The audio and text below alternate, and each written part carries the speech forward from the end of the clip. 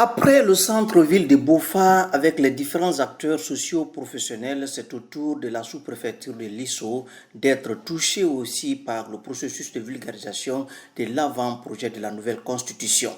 Là, sages, cadres, femmes et jeunes se sont donné rendez-vous à la Maison des Jeunes pour partager avec l'équipe de vulgarisateurs le contenu du document sur l'avant-projet de nouvelle constitution. Au cours de la rencontre, les grandes lignes et innovations apportées dans cet avant-projet de nouvelle constitution ont été largement abordées par les émissaires du CNT. Le particulier qu'on a ici, c'est les innovations qui sont dans la Constitution.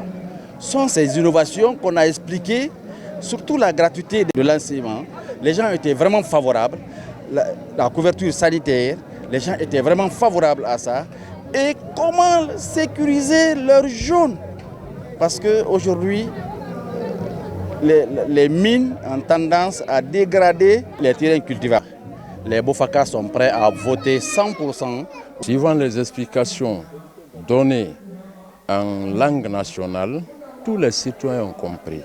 Et le contenu de ce projet de la nouvelle constitution est vraiment salué par tous les citoyens de Lisso, sans exception. On a bien compris que maintenant les choses ne s'arrangent pas dans les bureaux, mais il faut partir à la base, parce que tout développement c'est d'abord à la base. Et nous remercions beaucoup le représentant du CNT d'avoir pensé cette fois-ci à venir à la base pour recouper les informations et demander, connaître même le souhait de la population à la base. L'équipe de vulgarisateurs de la préfecture de Firia, conduite par le conseiller national Yamoussa Sidibé, a successivement sillonné les sous-préfectures de Bankini, de Bakiné et de Tornomélé. Dans ces localités, les populations ont été largement édifiées sur les enjeux de cette loi fondamentale en gestation. Nous avons le sentiment que nous avons bien fait de faire le déplacement.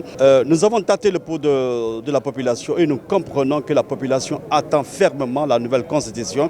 Et surtout que ceux qui avaient été contactés en 2022 ont dit que l'essentiel de ce qui avait été dit par la population a été pris en compte dans ce nouveau texte constitutionnel. Donc nous voyons rasséréner partout. Au nom de la population, des populations de Firia, c'est de leur dire merci. Merci de nous retourner ce qu'on leur a confié. Parce que tout ce qui est dans cet avant-projet de la nouvelle constitution vient de nous. C'est des propositions qui ont été faites par les populations, qui est revenu pour être vraiment revu par la population pour voir est-ce que ce qu'elle a dit, tout a été pris en compte. En réponse à cette démarche du CNT sur la clairvoyance de son président, Dr Dansa Kourouma, nombreux sont des citoyens qui ont réagi. Ce que moi j'ai remarqué, donc je salue le CNT, je salue aussi le gouvernement actuel, en l'occurrence le général du corps d'armée, Mamadi Doumbouya, du fait qu'il a donné l'attitude au CNT d'aller à l'intérieur du pays, demander la population pour que la population apporte leur contribution dans le cadre de l'élaboration de la Constitution. C'est ce qu'on a entendu de la nouvelle Constitution, là, vouloir dire que maintenant le master, ce sera gratuit. Vraiment, c'est une très bonne chose. Vraiment, moi, ça m'a même motivé de me recycler encore, de vouloir faire encore l'université pour que je puisse faire le master. Parce que moi, j'ai fini au fait depuis maintenant 5 ans, mais je n'ai pas les moyens pour faire le master. Si au niveau de la santé, par exemple, l'État essaie de payer 80% de l'état sanitaire d'une personne, c'est-à-dire les frais. Si c'est 10 000 par exemple, l'État paye les 8 000, la personne paye 2 000. Quand même ça, c'est l'avantage de la population. De Bankini en passant par Baguiné, Tormelin et Lisso, les populations ont unanimement salué les innovations apportées dans cet avant-projet de nouvelle constitution. Elles ont par ailleurs fait de nombreuses recommandations en vue de contribuer de leur manière au processus.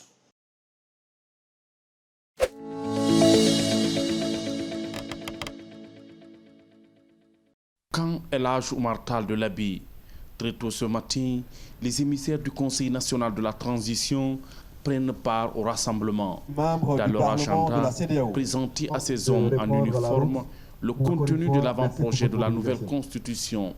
Une mouture qui non seulement prend en compte les aspirations des Guinéens, mais aussi renforce les missions républicaines des forces de défense et de sécurité. Les forces de défense et de sécurité ont pour mission d'assurer la défense de l'intégrité du territoire et des intérêts supérieurs de la nation, de garantir le maintien et le rétablissement de l'ordre public dans les conditions définies par la loi, d'assurer la protection des personnes et de leurs biens, de participer au développement socio-économique et culturel du pays, ainsi qu'aux travaux d'intérêt public, de participer aux missions de paix et de stabilité sous-régionale, régionale et internationale, de contribuer à la formation et à l'éducation civique des jeunes dans les conditions définies par la loi. L'article suivant dit ceci: les forces de défense et de sécurité sont républicaines et apolitiques. Elles disposent du droit de vote, elles sont au service de la nation et soumises à l'autorité civile légalement établie. C'est une partie vous concernant que je lis ici pour dire tout simplement que vous et nous autres civils constituons le peuple de Guinée, autant dire que nous faisons un seul corps. En présence des commandants d'unité des forces de défense et de sécurité de l'ABI, la hiérarchie de la 2e région militaire salue cette approche participative du Conseil national de la transition. C'est pourquoi il invite l'ensemble des corps constitués à la démultiplication des enseignements tirés de cet échange sur l'esprit de cet avant-projet de loi fondamentale.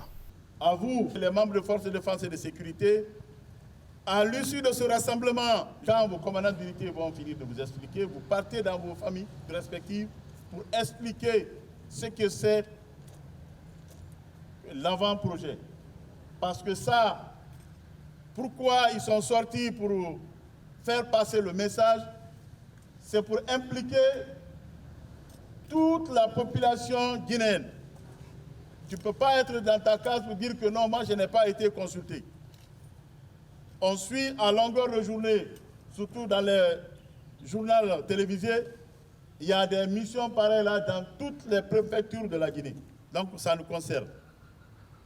Au commandant d'unité, il y a longtemps que vous suivez ça, vous avez le droit et le devoir de faire passer le message. Et si vous ne faites pas passer le message, ça n'engagera que vous. Que si dans les rangs, les gens n'ont pas compris, ça sera votre faute. On est clair là-dessus, hein? Okay.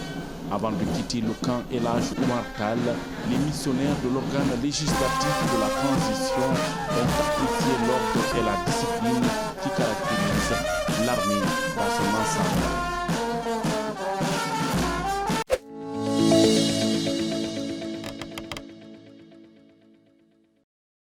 Dans la préfecture de Beila, les émissaires du Conseil national de la transition poursuivent la ronde dans les différentes sous-préfectures. Après la commune urbaine et les communes rurales de Karala et de Diassodou, les représentants de l'organe législatif de la transition posent leurs valises à Fouala, située à environ 80 km de Beila centre. Ce périple est marqué notamment par une participation massive des populations au débat dans presque toutes les localités sillonnées. La partie débat a été à chaque fois des moments très importants lors des assemblées. Les populations posent des questions sur des dispositions de la nouvelle constitution, mais aussi les populations soulèvent des préoccupations que nous notons avec tous les membres de la délégation. Aussi et surtout, les populations, nos citoyens font des recommandations. Donc je pense que c'est très enrichissant et puis aussi par moments les populations poussent des cris de détresse sur des préoccupations qui les concernent. Ça va des difficultés liées aux problèmes de route, aux problèmes liés au centre de santé, des problèmes liés à l'éducation, mais aussi les nouvelles dispositions en termes d'innovation les ont aussi beaucoup intéressés. Il y a eu beaucoup de réactions, par exemple sur la candidature indépendante, des réactions sur la création du Sénat. Elles sont heureuses de savoir qu'elles comptent qu'on vienne les consulter. On les a déjà consultés une première fois et on vient pour cette deuxième fois les consulter. Évidemment qu'ils expriment toute leur gratuité. Si les émissaires du Dr Dansa Kourma se réjouissent de la participation active des populations, les participants, eux, saluent la démarche entreprise pour l'élaboration de la future loi fondamentale du pays. Ça, c'est un sentiment de joie pour nous, d'avoir les constitutionnels se déplacer jusqu'au fond du pays pour pouvoir venir expliquer les textes qui ont été rédigés par l'Assemblée. Vraiment, ça, c'est une première fois pour moi dans cette République. Vraiment, nous sommes très contents de leurs propositions. Les innovations qui ont été faites ont été très bien, comme la scolarisation des enfants à l'âge de 5 ans obligatoire et la prise en charge des étudiants pour les masters. Nous sommes très ravis ce matin de voir la mission nationale de transition qui sont venus pour nous informer les nouvelles lois de la transition. Les parties qui nous ont beaucoup impressionnés ici, c'est le fait que le président de la transition veut mettre l'équité dans le pays. Il veut égaliser tout le monde, mettre tout le monde sur le même chemin et donner droit de chacun. Ce que je viens de constater dans la vulgarisation de cet avant-projet de la nouvelle constitution, sincèrement, j'apprécie. Les innovations qui sont dans cette nouvelle constitution sont à apprécier. Que cette constitution, nous devons, n'est-ce pas, la tenir à cœur, et la voter massivement pour que désormais la Guinée sorte de l'ornière. Parce que je vois une constitution, sincèrement, qui va permettre à la Guinée d'aller de l'avant, d'éviter les multiples changements de régime. Depuis l'accession de la Guinée à l'indépendance en 1958, c'est la toute première fois qu'une constitution est soumise à l'amendement de la population avant son adoption, d'où cet engouement au sein des populations.